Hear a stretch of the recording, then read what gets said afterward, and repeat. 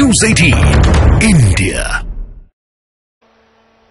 कि हर किसी के पास कुछ न कुछ देने को होता है। मेरे पास कुछ नहीं है, मैं सिर्फ भावना व्यक्त कर सकता हूं। प्रमोद जी, अच्छा हुआ कुछ दिया नहीं, वरना जमाना ऐसा बदल गया है कि अगर आज के युग में सुदामा श्री कृष्ण को एक पोटली में चावल देते, वीडियो निकल आती, सुप्रीम कोर्ट में पीआई हो जाती और जजमेंट आता कि भगवान कृष्ण को भ्रष्टाचार में कुछ दिया गया और भगवान कृष्ण भ्रष्टाचार कर रहे थे। इस व्यक्त में हम जुगर रहे और इसे अच्छा है कि आपने भावना प्रकट की और कुछ दिया नहीं।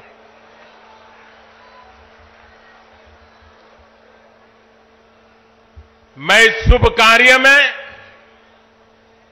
अपना मार्गदर्शन देने के लिए पधारे सभी संतों को भी नमन करता हूं। मैं आचार्य प्रमोद कृष्णम जी को भी बधाई देता हूं। साथियों, आज संबल में हम जिस अवसर के साक्षी बन रहे हैं, ये भारत के सांस्कृतिक नवजागरण का एक और अद्भुत क्षण है। अभी पिछले महीने ही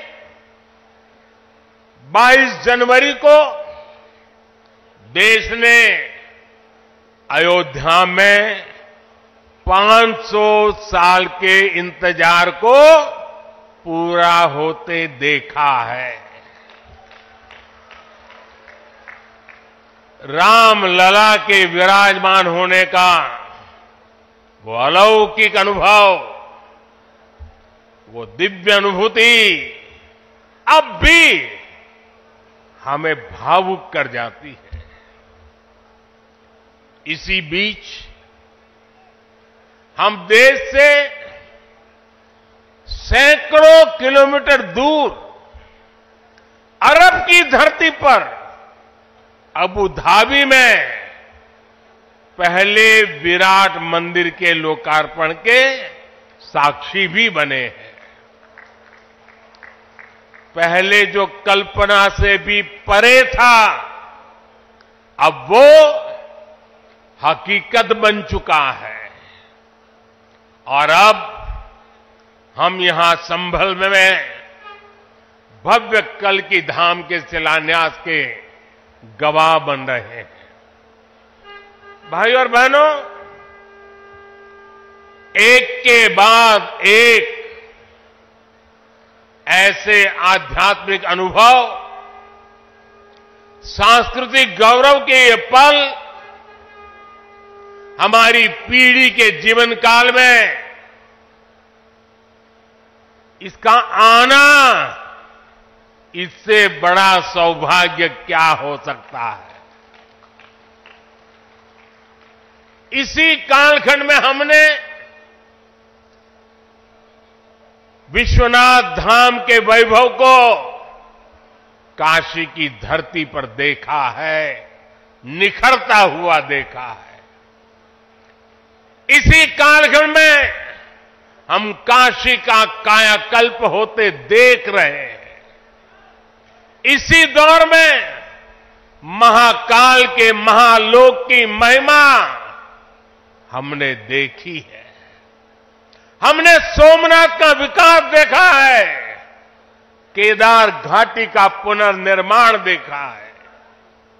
हम विकास भी, विरासत भी इस मंत्र को आत्मसात करते हुए चल रहे हैं।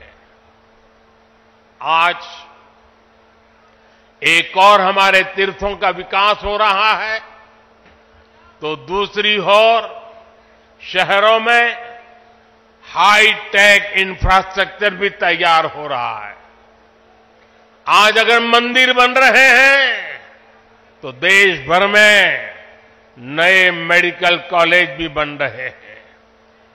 आज विदेशों से हमारी प्राचीन मूर्तियां भी वापस लाई जा रही है और रिकॉर्ड संख्या में विदेशी निवेश भी आ रहा है।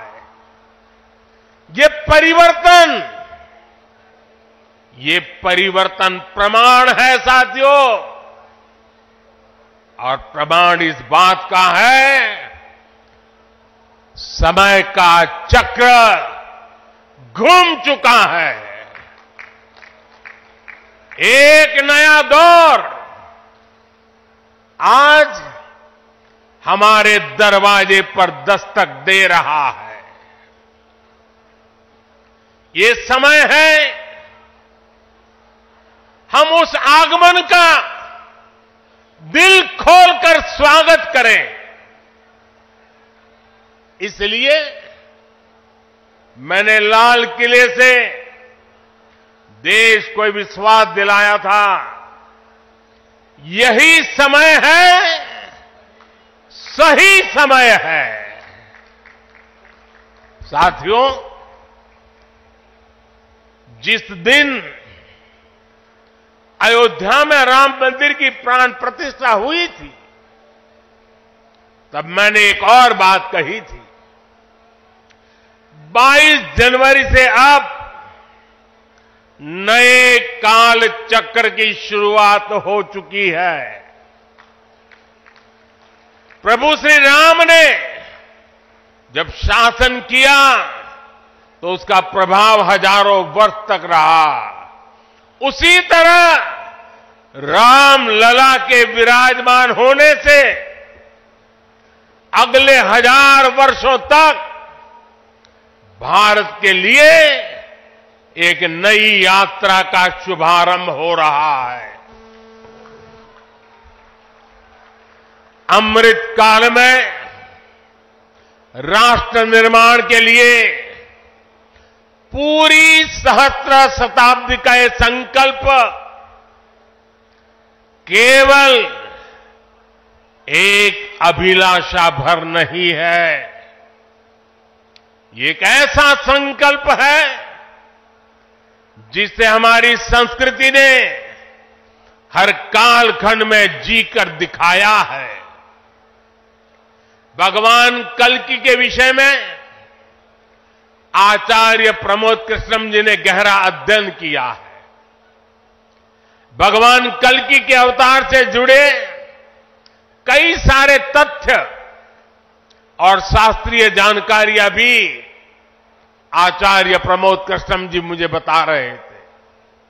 जैसे उन्होंने बताया कि कल्कि पुराण में लिखा है, शंबले वस तस्तस्य सहस्त्र परिवत्सरा, यानी भगवान राम की तरह ही कल्कि का अवतार भी हजारों वर्षों की रूपरेखा तय करेगा। इसलिए भाइयों और बहनों, हम ये कह सकते हैं कि कल्कि काल चक्र के परिवर्तन के प्रणेता भी है और प्रेरणा स्रोत भी है। और शायद इसीलिए कल्कि धाम एक ऐसा स्थान होने जा रहा है जो उन भगवान को समर्पित है जिनको अभी अवतार होना बाकी है। अब कल्पना करिए, हमारे शास्त्रों में सैकड़ों हजारों साल पहले भविष्य को लेकर इस तरह की अवधारणा लिखी गई। हजारों वर्ष बाद की घटनाओं के लिए भी सोचा गया। ये कितना अद्भुत है, और ये भी कितना अद्भुत है कि आज प्रमोद कृष्णम जैसे लोग पूरे विश्वास के साथ उन मान्यताओं को आगे बढ़ा रहे हैं, अपना जीवन खपा रहे हैं। वो भगवान कल्कि के लिए मंदिर बना रहे हैं, उनकी आराधना कर रहे हैं। हजारों वर्ष बाद की आस्था और अभी से उसकी तैयारी, यानी हम लोग भविष्य को लेकर कितने तैयार रहने वाले लोग हैं। इसके लिए तो प्रमोद कृष्णम जी वाकई सराहना के पात्र है। मैं तो प्रमोद कृष्णम जी को एक राजनीतिक व्यक्ति के रूप में दूर से जानता था, मेरा परिचय नहीं था। लेकिन अभी जब कुछ दिन पहले मेरी उनसे पहली मुलाकात हुई तो ये भी पता चला कि वो ऐसे धार्मिक आध्यात्मिक कार्यों में कितनी मेहनत से लगे रहते हैं।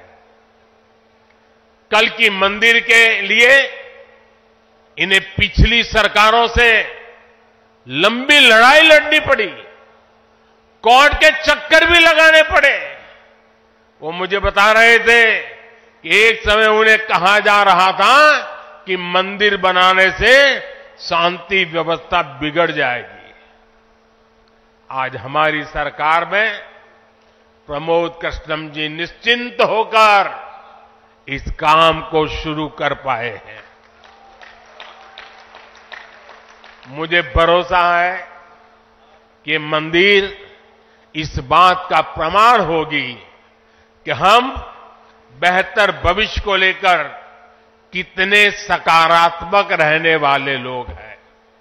साथियों, भारत पराभव से भी विजय को खींच करके लाने वाला राष्ट्र है।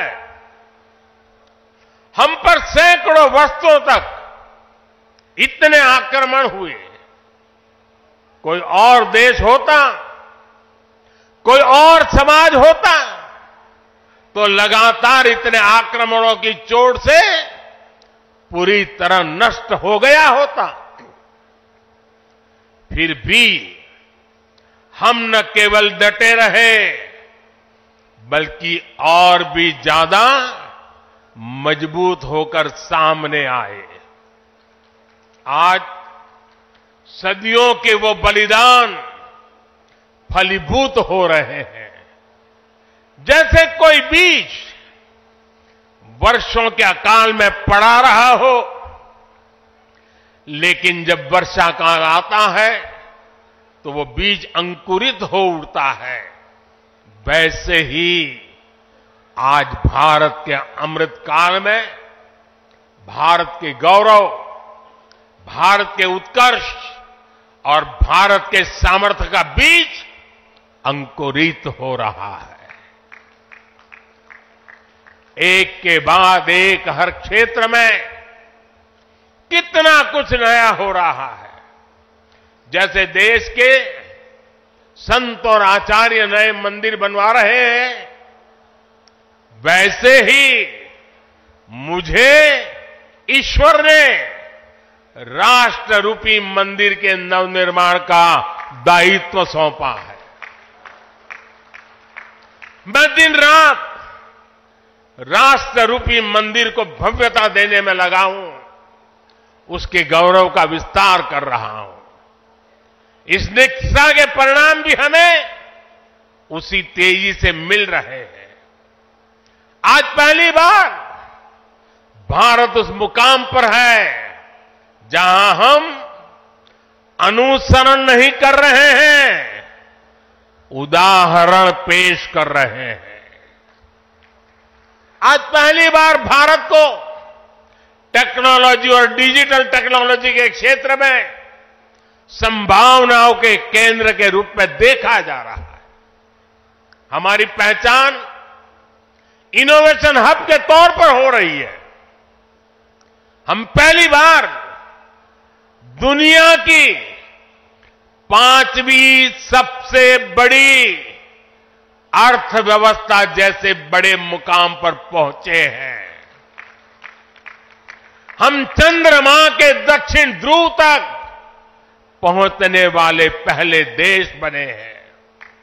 पहली बार भारत में वंदे भारत और नमो भारत जैसी आधुनिक ट्रेनें चल रही है।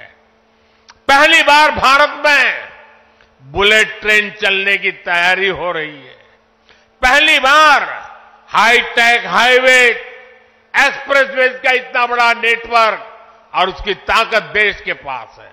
पहली बार भारत का नागरिक चाहे वो दुनिया के किसी भी देश में हो, अपने आप को इतना गौरवान्वित महसूस करता है। देश में सकारात्मक सोच और आत्मविश्वास का ये जो ज्वार हम देख रहे हैं, एक अद्भुत अनुभूति है। इसलिए आज हमारी शक्ति भी अनंत है और हमारे लिए संभावनाएं भी अपार है। साथियों, राष्ट्र को सफल होने के लिए ऊर्जा सामूहिकता से मिलती है। हमारे वेद कहते हैं, सहस्त्र शीर्षा पुरुष, सहस्त्र शीर्षा पुरुष, सहस्त्राक्ष सहस्त्रपाद, अर्थात निर्माण के लिए हजारों, लाखों, करोड़ों हाथ है। गतिमान होने के लिए हजारों, लाखों, करोड़ों पैर है। आज हमें भारत में उसी विराट चेतना के दर्शन हो रहे हैं। सबका साथ, सबका विकास, सबका विश्वास और सबका प्रयास, इस भावना से हर देशवासी एक भाव से, एक संकल्प से राष्ट्र के लिए काम कर रहा है। आप पिछले 10 वर्षों में